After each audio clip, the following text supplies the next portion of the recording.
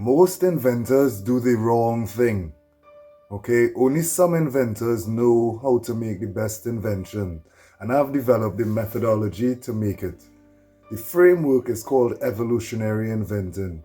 Hi, I'm Gerald Bayer, and I teach you evolutionary inventing and invention skills. Today on my channel, we'll learn how to make the best inventions using evolutionary inventing. This is a 9-step process, and we'll go through all 9 steps briefly today, okay? If you're ready, stick around till the end. These steps will surprise you. Step 1 is to ensure we have the inventor's eye active. Okay, so the inventor's eye is your mental capacity to make the best inventions. Some people are born epigenetically gifted with visual intelligence, that's spatial intelligence. That's a good skill for inventors to have, okay? Visual intelligence is what lets you see products in your mind and see parts and mechanisms and tweak them without using a computer program.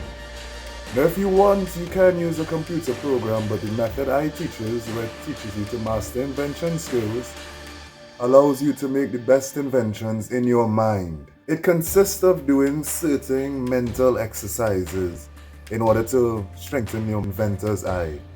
Okay? These exercises are stuff like moving the product clockwise, anti-clockwise, vertically, enlarging it, shrinking it, breaking it up into pieces and seeing all the pieces in your mind at the same time. Stuff like this is what I teach in activating the inventor's eye. Step 1. Okay, great. Now that we've activated the inventor's eye, we can move on to step 2. Step 2 involves collecting mechanisms in your mind so that you can use memory recoil to use these mechanisms to make new inventions when the situation arises.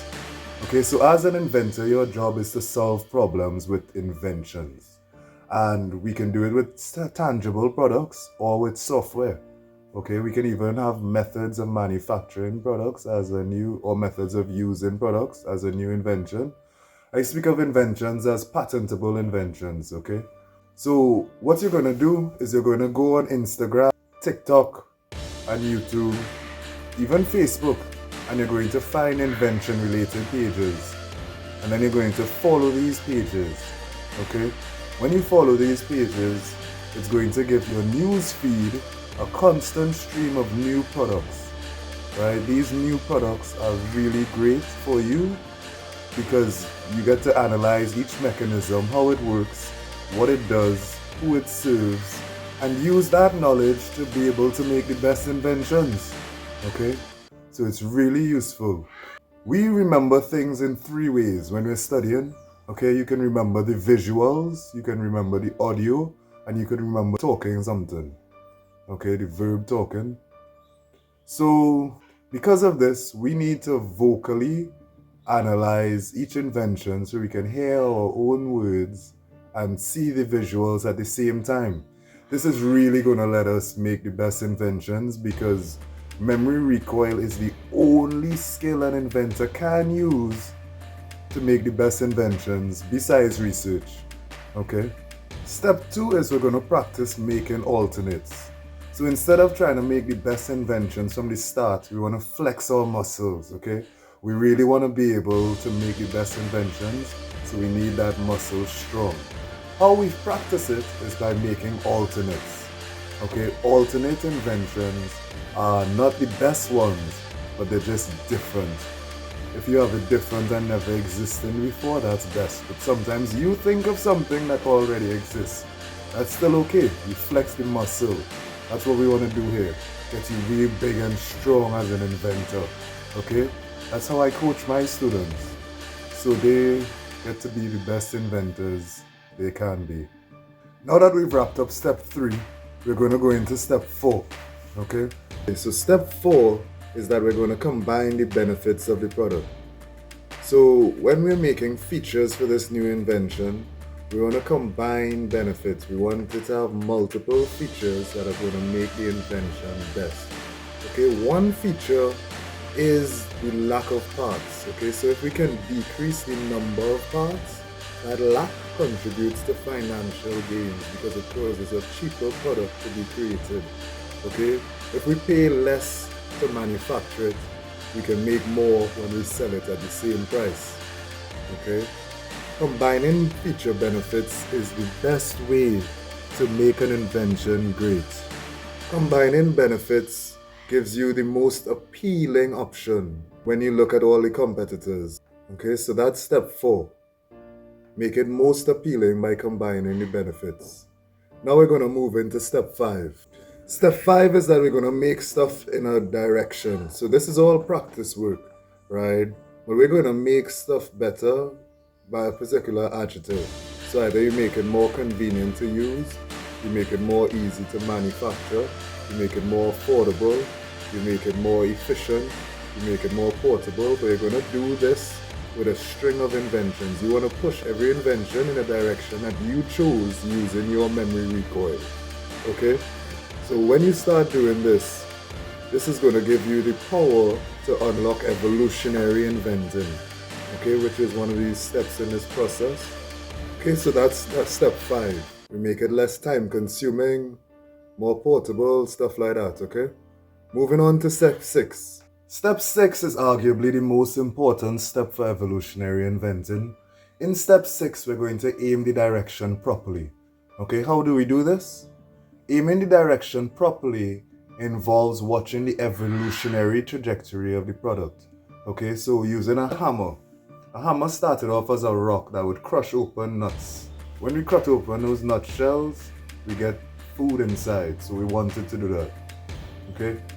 Secondly, we had a stick which already existed, but when rope was invented, we tied the hammer to a stick and got leverage, more power. Okay? That was the first step in the hammer, more power. Then we have new hammers like electric hammers, which gives even more power. So I'd say the evolutionary direction of hammers is more power. So if you could make an invention, for example, that uses leverage to push nails in instead of physically using hammering force, that would be good. Combine that with faster time, that would be great. Okay? Inventions are great this way when you know the evolutionary direction of it, and you can predict what the market wants based on how they've been behaving for the past few generations. Okay? Really good stuff. That's step 6. In step 7, we write the invention in proper patent claim format. Okay, we're using preliminary claims, just claims you're going to show your patent lawyer, but it's going to save you a lot of time. And time is money when talking to your lawyer, okay? I see a lawyer cost $700 US per hour. Okay, some cost $300 US per hour. But having this in mind, having your preliminary claims is a good idea. Okay, it's going to get you a lot of time saved by the lawyer because most of their time is trying to understand your invention and how to put it in patent claim format. Okay, the patent claims are the most important part of your invention. That's why I teach my students about it. Okay, it's also in my book and the free guide on my website. Okay, make sure and get the free guide. Step 8 is finding your ideal customer. Okay, so after you have your new invention, right, in mind, because we didn't spend any money yet, we're saving all that money. Okay, the next step is that you find your ideal customer. Your ideal customer is the one that buys your product most often. It's where the bulk of your sales come from and the bulk of your income comes from. Okay? Knowing your ideal customer is really important because it aligns your invention with the marketing strategy and the sales strategy necessary. Okay, we're selling to people, so we need to know who we're selling to. And the last step of evolutionary inventing, step 9, is reiterating for your ideal customer. Okay, so if your ideal customer uses hammers throughout the day because they carry the hammer on a belt, okay, you want to give them a hammer they can carry in their pocket. Okay, so more power goes good, but you want to make it more portable, definitely. Okay, to reiterate for that customer. And these are the 9 steps of evolutionary inventing with Gerald Bayer. Okay, now this is the method that I discovered and developed while learning to master the skill of making the best inventions. Okay, and I did.